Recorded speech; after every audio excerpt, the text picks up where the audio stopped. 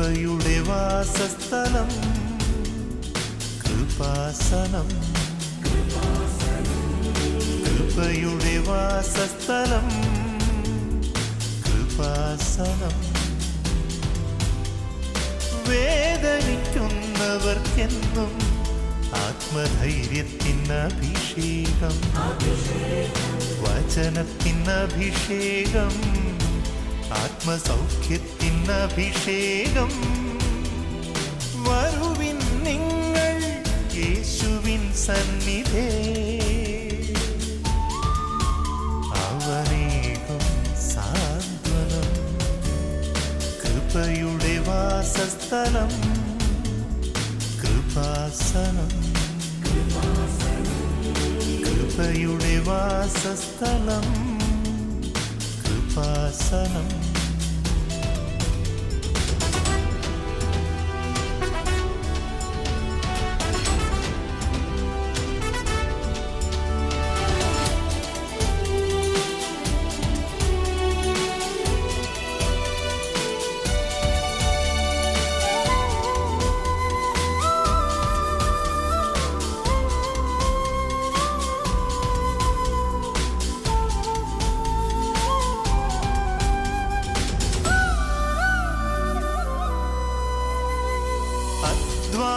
ഭാരത്താലേ തളരുന്ന സോദരേ, സഹനത്തിരമാലയിൽ പതറാതെ മുന്നേറിടാ.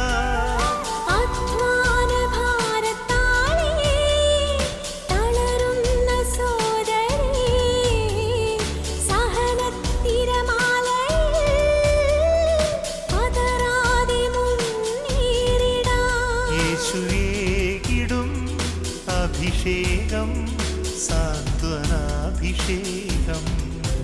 യേശുവേകിടും അഭിഷേകം സാന്ത്വനാഭിഷേകം. ചേർന്ന് പാടാം. സ്വർഗീയരാജനീശോ നിൻ മുൻപിൽ വന്നിതാ ഞാൻ, കാരുണ്യസാഗരമേ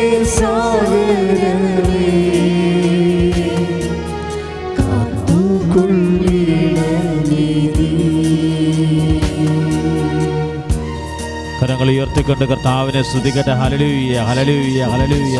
ഈശോയെ, ഞങ്ങളങ്ങേ സ്തുതിക്കുന്ന കർത്താവെ, ആരാധിക്കുന്നു കർത്താവെ.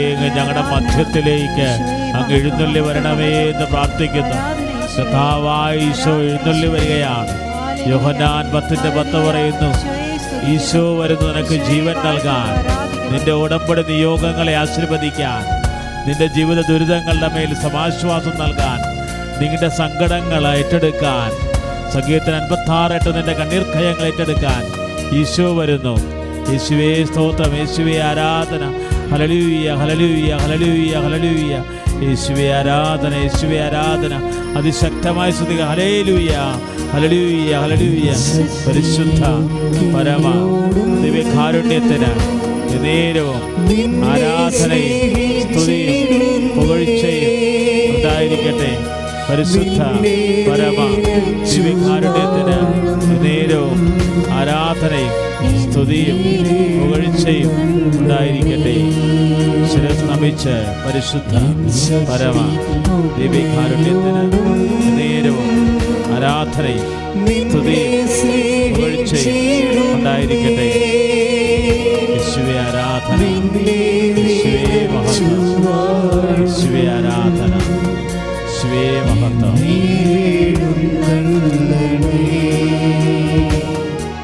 പരിശുദ്ധ പരമദിവ്യകാരുണ്യത്തിന് നേരവും ആരാധനയും സ്തുതിയും പുകഴ്ചയും ഉണ്ടായിരിക്കട്ടെ. Praise the Lord. Praise the Lord. പ്രിയമുള്ളവരെ,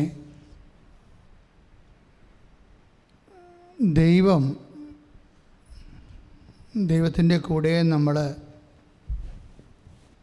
സഞ്ചരിക്കുകയാണ് ഉടമ്പടി ധ്യാനത്തിലൂടെ. ദൈവത്തിൻ്റെ കൂടെ ഇങ്ങനെ സഞ്ചരിക്കുമ്പോൾ എപ്പോഴും നമുക്ക് ദൈവാനുഭവങ്ങളുണ്ടാകും. വലിയ ആശ്വാസവും സന്തോഷവും ആശ്ചര്യവും ചില സമയത്ത് ഒരു പകപ്പും ഉണ്ടാകും. ദൈവത്തിൻ്റെ കൂടെ സഞ്ചരിക്കുമ്പോൾ നമുക്ക് ആശ്ചര്യവും അനുഭവവും ഒക്കെ ഉണ്ടാകും. പക്ഷെ ചില സമയത്ത് ഒരു പകപ്പുണ്ടാകും. ഈ പകപ്പ് എങ്ങനെ കൈകാര്യം ചെയ്യാൻ കഴിയും? വിശ്വാസിക്ക് ഇടയ്ക്കുണ്ടാകുന്നൊരു വിഷയമാണ് ദൈവപ്പകപ്പ്. എന്നുവെച്ചാൽ ദൈവം നമുക്ക് കൽപ്പിച്ചു കൂട്ടി തരുന്ന ഒരു സംഭ്രമം. ഞാനൊരു സാക്ഷ്യം കേട്ട്. സാക്ഷ്യം ഇതാണ്. ഒരു നിഷ വിൻസെൻ്റ് വയനാട്ടിൽ നിന്ന്. അപ്പോൾ അവർക്ക് 6 വയസ്സ് മുതലേ കയ്യിൽ അലർജിയാണ്.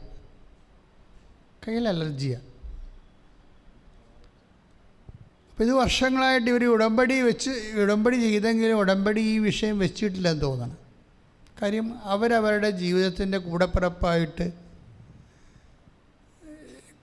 കൊണ്ടു നടക്കുന്ന കുറേ സങ്കടങ്ങളുണ്ട്. ചില മനുഷ്യർ ഇതെൻ്റെ കൂടപ്പിറപ്പാണ്, ചിലർ പറയില്ല ഇതെന്നെയും കൊണ്ടേ പോകത്തുള്ളൂ, ചിലർ ഇതെൻ്റെ വിധിയാണ്. അത് കാരണം ഇത് പ്രാർത്ഥനയ്ക്ക് പോലും വെക്കാത്ത വിഷയങ്ങൾ. അതായത് നമ്മൾ പ്രാർത്ഥനയ്ക്ക് വെക്കുന്ന വിഷയങ്ങൾ എന്താണ്, ആ വിഷയങ്ങളിൽ നമ്മൾ ദൈവത്തെ വിശ്വസിക്കുന്നുണ്ടോ? കല്യാണം, വീട്, വിവാഹം, ജോലി, പരീക്ഷാ വിജയം, അങ്ങനെ ഇപ്പം കിട്ടുമെന്ന് നമ്മൾ വിചാരിക്കുന്ന പല കാര്യങ്ങളെയും നമ്മൾ ദൈവത്തിൽ വിശ്വസിക്കുന്നുണ്ട്. പക്ഷേ ഈ ചന്ദ്രൻ്റെ നിലാവിൻ്റെ സ്വശീകരണം പോലെയാണ്. പൂർണ്ണചന്ദ്രൻ ചില സമയത്തെ കാണത്തുള്ളൂ, അല്ലേ? പൗർണമിയിൽ മാത്രമേ പൂർണ്ണചന്ദ്രനെ കാണത്തുള്ളൂ. ഇടയ്ക്കുള്ള വൃദ്ധിക്ഷയങ്ങളുടെ ദിവസങ്ങളൊക്കെ കുറച്ച് കറുത്തതും കുറച്ച് വെളുത്തും ഇരിക്കും. അപ്പം നാരങ്ങാ മിഠായി പോലെ തേങ്ങാപ്പുള പോലെയൊക്കെ ഇങ്ങനെ ഇരിക്കും, അല്ലേ? പക്ഷേ നമ്മൾ ശ്രദ്ധിച്ച് നോക്കിയാൽ മനസ്സിലാകും കുറേ ഭാഗങ്ങൾ അത്രയും വെളുത്തിട്ടുണ്ടെങ്കിലും അതിൻ്റെ കൂടെ കുറേ ഭാഗങ്ങളിങ്ങനെ കറുത്തിരിക്കണ കാണാം. ദൈവവിശ്വാസത്തിന് ഏതാണ്ട് ഇതുപോലെ സംഭവിക്കുന്നുണ്ട്. നമ്മൾ ശ്രദ്ധിച്ചില്ലെങ്കിൽ നമ്മൾ വിശ്വസിക്കുന്നു കുറേ കാര്യങ്ങളെ. ദൈവത്തെ വിശ്വസിക്കുന്നത് കാര്യങ്ങളുടെ അടിസ്ഥാനത്തിലാണ്. ആണോ? അത് ഒന്ന് ചിന്തിക്കണം. ഇപ്പം ചിലർ ഉടമ്പടിയിൽ വെക്കുമ്പോൾ, നമുക്കിത് മരിയൻ ഉടമ്പടി ധ്യാനമാണല്ലോ, ചിലർ ഉടമ്പടി വെക്കുമ്പോൾ ചില കാര്യങ്ങൾ വെക്കാൻ മറന്നു പോവുകയോ വെക്കാതിരിക്കുകയോ ചെയ്യും. എന്താണ് കാരണം?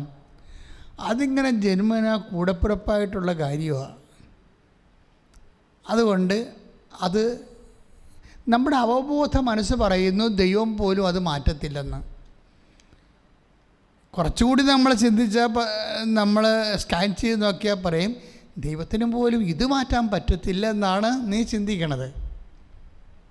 ഇതിങ്ങനെ കുറച്ച് നമ്മുടെ ഒരു ആത്മാവൊരു നിലാവാണെങ്കിൽ നിലാവിൻ്റെ കുറച്ച് കറുത്തപ്പാടുകളുണ്ട്, പ്രാർത്ഥിക്കാൻ വിട്ടുപോയ വിഷയങ്ങൾ,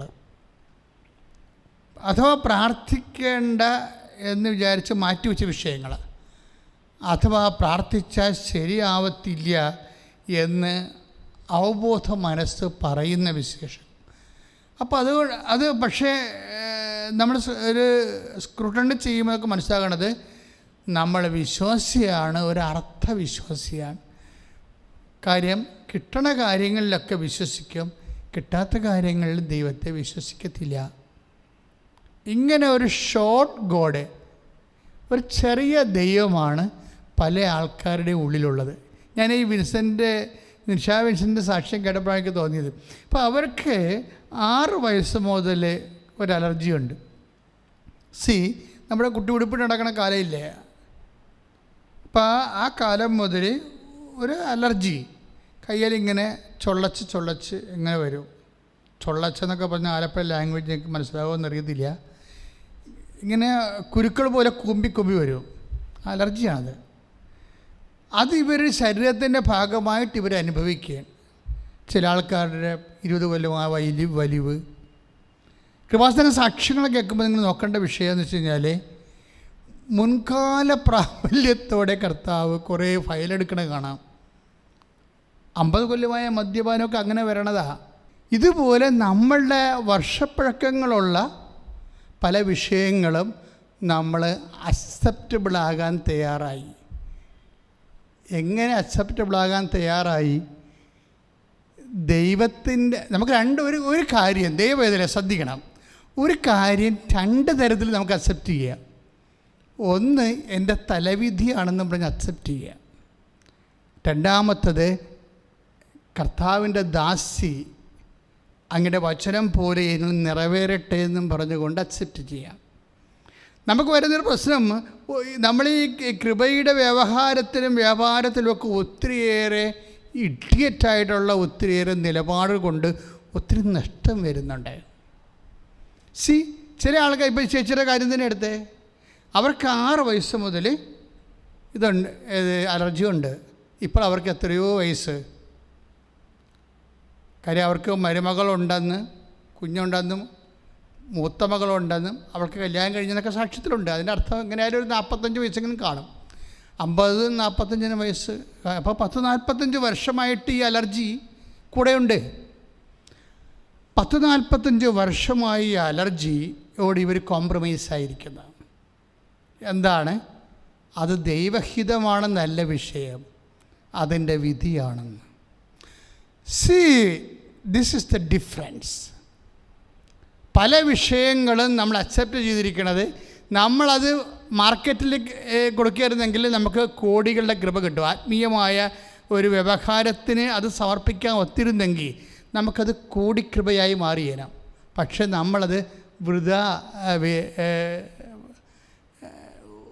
ഉപയോഗശൂന്യമാക്കി കളഞ്ഞു. ഇത് വലിയൊരു ട്രാജഡിയാണ്. എക്കാലങ്ങളിലും എല്ലാ മനുഷ്യരിലും ഉള്ള ഒരു ട്രാജഡിയാണിത്. എന്താണ്? ഇപ്പോൾ കുടിയനായ ഹസ്ബൻഡ് ഒരിക്കലും എൻ്റെ അച്ചോ ഈ മനുഷ്യനെക്കുറിച്ച് പ്രാർത്ഥിക്കാൻ ഇനി പള്ളിയില്ല എന്തുകൊണ്ട് ഇനി അതുകൊണ്ട് അവർ പ്രാർത്ഥിക്കത്തില്ല. പ്രാർത്ഥിക്കാൻ എന്തു ചെയ്യും? ഇത് നമ്മുടെ വിധിയാണ് എന്ന് പറഞ്ഞ് അക്സെപ്റ്റ് ചെയ്യും. പക്ഷേ പല വിധികളാണെന്ന് പറഞ്ഞിരിക്കുന്ന അക്സെപ്റ്റ്. അപ്പം നീ ഒരു കാര്യം ഈ വിധിയാണെന്ന് പറയുമ്പോൾ തന്നെ നീ യേശുക്രിസ്തുവിനെ പുറത്താക്കി വാതിലടച്ച് കളഞ്ഞു. ഒരു കാര്യം നീ വിധിയാണെന്ന് പറയുമ്പോൾ യേശുവിൻ്റെ രക്ഷയെ നിഷേധിച്ചുകൊണ്ട് വാതിലടച്ച് കളഞ്ഞു. കാര്യം യേശുവിനെ അറിയാത്ത ആൾക്കാരും വിഷയങ്ങൾ വിധിയാണെന്ന് തന്നെയാണ് വിശ്വസിക്കുന്നത്. മാറാത്ത വിഷയങ്ങൾ വിധിയാണെന്ന്. അപ്പോൾ യേശുവിനെ അറിഞ്ഞു എന്ന് പറയുന്ന നീയും ചില മാറാത്ത വിഷയങ്ങൾ വിധിയാണെന്ന് പറഞ്ഞു കഴിഞ്ഞാൽ എന്താ സംഭവിക്കണത്? യേശുവിനെ പുറത്താക്കി, ജീവിതത്തിൽ നിന്ന് പുറത്താക്കി വാതിലടക്കുകയാണ്. കാര്യം ഇത് നിനക്ക് ശരിക്കും ഏതായാലും നീ വിധിയാണെന്ന് പറഞ്ഞ് ഇത്രയും സഹിച്ചല്ലോ. ഇത് പക്ഷേ ഇത് എൻ്റെ കർത്താവിൻ്റെ തിരുമനസ്സാണിത്. ഈശോയ്ക്കിഷ്ടമുള്ളപ്പോൾ സൗഖ്യമാകട്ടെ. ഈശോയ്ക്കിഷ്ടമുള്ള അത്രയും കാലം, ഈശോ ഏറ്റെടുക്കുന്ന അത്രയും കാലം ഞാനത് യേശുവിന് വേണ്ടി സഹിക്കും. അല്ലെങ്കിൽ യേശുവിൻ്റെ തിരുമനസ്സ് നിറവേറ്റി ദൈവത്തെ മഹത്വപ്പെടുത്തിക്കൊണ്ട് ഞാൻ വിശ്വാസത്തിൽ വളരും. ഇപ്പം റോമാലേഖനം എപ്പോഴും ഞാൻ നിങ്ങളോട് പറയുന്നതാണ്. എന്താണ്? ദൈവത്തെ മഹത്വപ്പെടുത്തി വിശ്വാസത്തിൽ വളരുവിൻ. റോമ 4:20 വചനങ്ങളിൽ ദൈവത്തെ മഹത്വപ്പെടുത്തി വിശ്വാസത്തിൽ വളരുവിൻ എന്ന് വെച്ച് കഴിഞ്ഞാൽ നമ്മളുടെ ജീവിതത്തിലെ ഒരു വിഷയത്തിന് ഒരു വിഷയത്തിന് 2 മഹത്വങ്ങൾ കിട്ടാൻ സാധ്യതയുണ്ട്. ഒന്ന്, നാട്ടുകാർ നമ്മളെ മഹത്വപ്പെടുത്തും, ഇല്ലേ? അല്ലെങ്കിൽ നിങ്ങളുടെ വീട്ടുകാരൻ നിങ്ങളെ മഹത്വപ്പെടുത്തും, നിങ്ങൾ അപ്രോച്ച് ചെയ്യും, നിങ്ങളെ അംഗീകരിക്കും, നിങ്ങളുടെ മാർക്ക്, അതുപോലെ നിങ്ങളുടെ ഓരോരോ വിജയങ്ങളിലൊക്കെ നിങ്ങളെ പ്രോത്സാഹിപ്പിച്ചു കൊണ്ടേയിരിക്കും. അപ്പോൾ ഇങ്ങനെ വരുമ്പോൾ സ്വാഭാവികമായിട്ട് നമുക്കൊരു മഹത്വം കിട്ടും. ഈ നമുക്ക് കിട്ടുന്ന മഹത്വം തീർച്ചയായിട്ടും നമ്മളെ വളർത്തും. എങ്ങനെ വളർത്തും? നമ്മളെ മാനുഷികമായിട്ട് വളർത്തും. മാനുഷികമായിട്ട് വളർന്നാലുള്ള അവസ്ഥ അറിയാവില്ല. എത്ര വളർന്നാലും സിമിത്തേരി വരെ മാത്രമേ മനുഷ്യൻ വളരത്തുള്ളൂ. പിന്നെയും വളരാം. കല്ലറ വിവാദങ്ങളൊക്കെ ഉണ്ടാക്കിയാൽ പിന്നെയും വളരാം. അങ്ങനെ ഓരോരുത്തരും ഓരോ രീതികളിലൊക്കെ അവസാന കാലങ്ങളിലൊക്കെ കുറേ അഭ്യാസങ്ങൾ കാണിക്കും. അങ്ങനെ വളരാം. പക്ഷേ അതൊക്കെ കുറച്ച് കഴിയുമ്പോൾ ചാരം പോലെ തന്നെ വീണ്ടും മണ്ണിലടിയണം നമ്മൾ കണ്ടിട്ടുണ്ട്. അപ്പം ഇങ്ങനെ ഓരോ മനുഷ്യൻ്റെ വിഷയങ്ങൾ നമ്മളുടെ ഔന്നത്യത്തിൽ നമ്മളെ മഹത്വപ്പെട്ട് നമുക്ക് മഹത്വം സ്വീകരിച്ച്, ഇപ്പോൾ ഓരോ ആൾക്കാരുണ്ട്, കർത്താവ് പറഞ്ഞില്ലേ നിങ്ങൾ പരസ്പരം മഹത്വം സ്വീകരിക്കുന്നവരാണ്. മനുഷ്യന്മാരുടെ ഇടയിലുള്ള ഏറ്റവും വലിയ പരസ്പരം മഹത്വം സ്വീകരിച്ച് പരസ്പരം വളർന്നുകൊണ്ടിരിക്കും. എത്ര വളരാൻ പറ്റും? പക്ഷെ നമ്മൾ റോമ 4:20 അനുസരിച്ച് ദൈവത്തെ മഹത്വപ്പെടുത്തിയാൽ എന്ത് സംഭവിക്കും? വിശ്വാസത്തിൽ വളരും. വിശ്വാസത്തിൽ വളരുക എന്ന് വെച്ച് കഴിഞ്ഞാൽ വളർച്ചയുടെ ഒരു 1-ാം ഘട്ടമാണത്.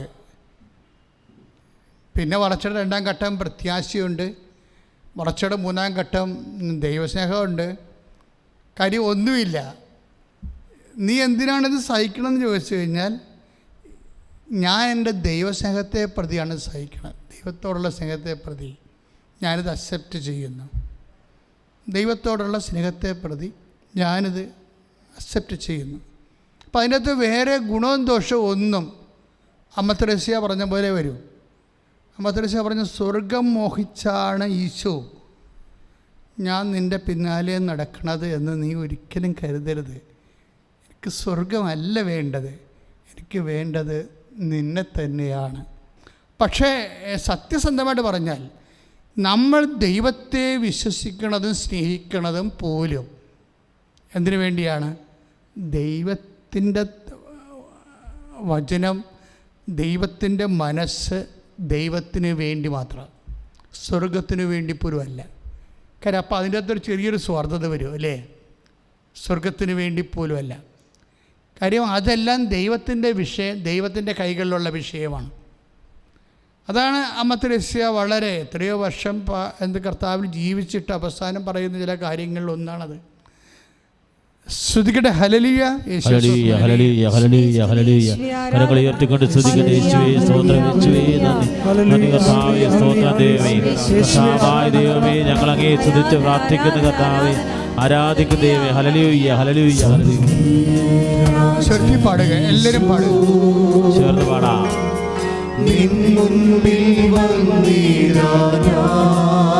യേശുവേ ആരാധന.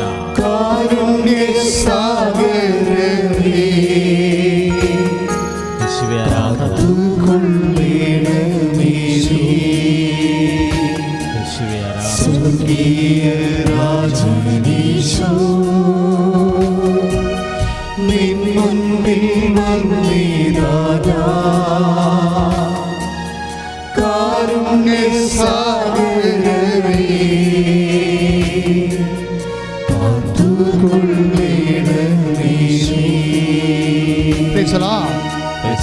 എല്ലാവരും എഴുന്നേറ്റ് നിൽക്കുക. സമാപന ആരാധനയും രോഗസൗഖ്യ പ്രാർത്ഥനയുടെ സമയമാണ്. കർത്താവ് എത്രയോ മനോഹരമായിട്ട് നമ്മളോട് ഈ സമയം മുഴുവൻ സംസാരിക്കുകയായിരുന്നു. നീ കർത്താവിനോട് നന്ദിയുള്ളവനായിരിക്കണം. കർത്താവ് ഒന്നും അനീതി ചെയ്തിട്ടില്ല. കർത്താവ് തന്നെ പറഞ്ഞില്ലേ ജീവിതകാലത്ത്, ഞാൻ നിന്നോടൊരു അനീതിയും ചെയ്തിട്ടില്ല എന്ന്. അത് കർത്താവിൻ്റെ സ്വഭാവമാണ്. ദൈവം തന്നോടൊരു അനീതിയും ചെയ്യത്തില്ലെന്ന്, അനീതി ചെയ്തതായിട്ട് തോന്നിയാൽ പോലും ദൈവം അങ്ങനെ ചെയ്യത്തില്ല എന്നുള്ളത് അറിയാവുന്ന ആദ്യത്തെ ആൾ അമ്മയാണ്. അതുകൊണ്ടാണ് അവളെ ഹൃദയത്തിൽ സംഗ്രഹിച്ച് കളഞ്ഞത്, ക്ഷോഭിക്കാത്ത സുവിശേഷമായി മാറിയത്. അത് നമുക്കൊരു മാതൃകയാണ്, മധ്യസ്ഥയാണ്. മഹാവെളിപാടുകളുടെ കൃപയുടെ പത്താഴം. ഏതെങ്കിലും വിഷയത്തിൽ അല്പം താമസിച്ചു പോയാൽ അതാണ് നിൻ്റെ ഭൂമിയിലെ ജീവിതത്തിന് വേണ്ടിയുള്ള ഇട്ടുകൂട്ടെന്ന് പറഞ്ഞുകൊണ്ടാണ് ഈ സുവിശേഷ ശുശ്രൂഷ സമാപിക്കുന്നത്. കർത്താവെ, ഇപ്പോഴും ഞാൻ പ്രാർത്ഥിക്കുന്നു, നീ നിൻ്റെ വിശുദ്ധ പൗരോഹിത്യത്തെ മഹത്വപ്പെടുത്തിയതിന് നന്ദി പറയുന്നു. കർത്താവെ, കുഞ്ഞുനാൾ മുതൽ നിൻ്റെ തിരുസന്നിധിയിൽ നീ മാത്രം ദൈവം, നീ മാത്രം ഏകരക്ഷകരെന്ന് പറഞ്ഞുകൊണ്ട് കർത്താവെ, അമ്മയുടെ മാതൃകയും മധ്യസ്ഥയും പിൻചൊല്ലുകൊണ്ട് കർത്താവെ, ഞങ്ങൾ ഇവിടെ ഇപ്പോഴെത്തിയിരിക്കുന്നു.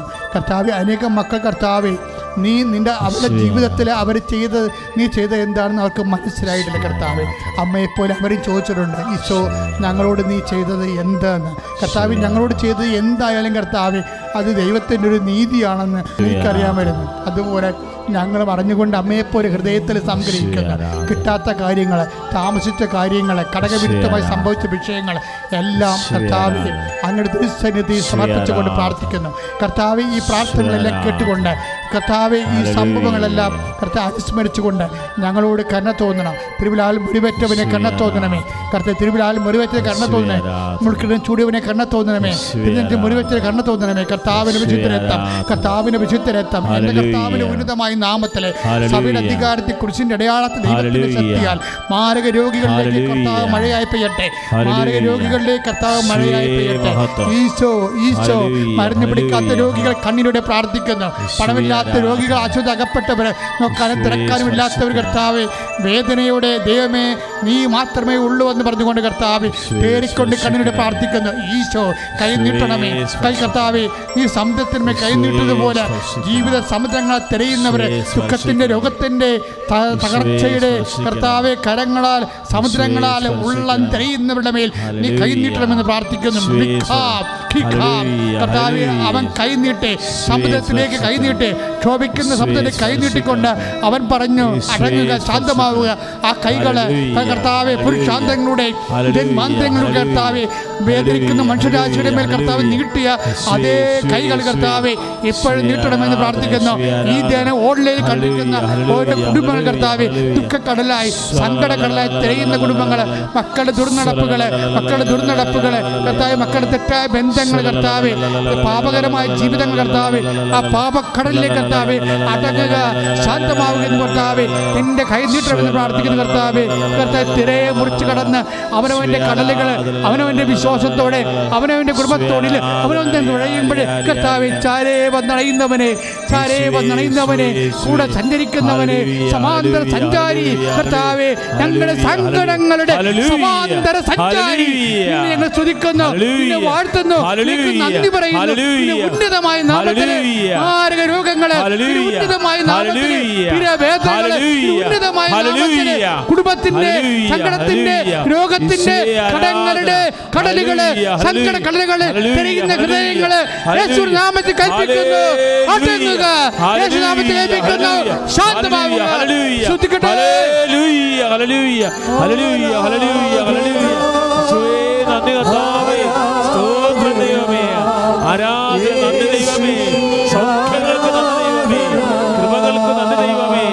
യേശുവേ ആരാധന. അനേകം സാക്ഷ്യങ്ങളായി മാറ്റണമേ എന്ന് പ്രാർത്ഥിക്കുന്നു. യേശുവേ ആരാധന. ഇപ്പോഴേ അലക്സാണ്ടർ അച്ഛൻ ശുശ്രൂഷയിൽ ആശീർവാദം നൽകുന്നു. ദിവ്യകാരുണ്യ ഈശോ നമ്മളെ ആശീർവദിക്കാൻ പോവുകയാണ്. ഇരുകരങ്ങളും ദൈവത്തിരുസന്നിധിയിലേക്ക് ഉയർത്താം. മർക്കോസ് 6:35 ശിഷ്യന്മാർ അവൻ്റെ അടുത്ത് പറഞ്ഞു, ഇതൊരു വിജനപ്രദേശമാണല്ലോ, സമയവും വൈകിയിരിക്കുന്നു. ഇരുകരങ്ങളും ദൈവത്തിരുസന്നിധിയിലേക്ക് ഉയർത്തിപ്പിടിച്ചുകൊണ്ട് അതിശക്തമായിട്ട് നമുക്ക് ശ്രദ്ധിക്കാം. നമ്മുടെ ജീവിതയാത്രയിലുണ്ടാകുന്ന വിജനപ്രദേശങ്ങൾ, എല്ലാവരാലും തിരസ്കരിക്കപ്പെടുന്ന അവസ്ഥകൾ, രോഗങ്ങൾ നമ്മളെ വേട്ടയാടുമ്പോൾ, ദുരിതങ്ങൾ നമ്മളെ വേട്ടയാടുമ്പോൾ, ഇതാ ദൈവം നിൻ്റെ കൂടെയുണ്ടെന്ന ബോധ്യം, ഇതാ ദൈവം കൂടെയുണ്ടെന്ന ബോധ്യം, ഇതാ ഉടമ്പടിയെടുത്ത ഓരോ മക്കളെയും ഈ ശുശ്രൂഷ ലോകത്തിൻ്റെ നാനാഭാഗങ്ങളിൽ നിന്ന് കണ്ട് പ്രാർത്ഥിക്കുന്ന മക്കളെയും ഇതാ ഈശോ ആശീർവദിക്കുകയാണ്. അവരുടെ കുടുംബങ്ങളെ ആശീർവദിക്കുകയാണ്, അവരുടെ ജീവിത മേഖലയെ ആശീർവദിക്കുകയാണ്. ഓൺലൈൻ ഉടമ്പടി എടുത്ത് പ്രാർത്ഥിക്കുന്ന മക്കൾ, ലൈറ്റ് അക്കാദമി പ്രയർ റിക്വസ്റ്റ് പ്രാർത്ഥിക്കുന്ന മക്കൾ, OET IELTS എക്സാം എഴുതുന്ന മക്കൾ, നൈപുണ്യ പരീക്ഷകൾ, യോഗ്യതാ പരീക്ഷകൾ എഴുതുന്ന മക്കൾ, മാരക രോഗികളായിട്ടുള്ളവരെ അനേകായിരങ്ങൾ ബഹുമാനോട് ജോസഫ് കൈ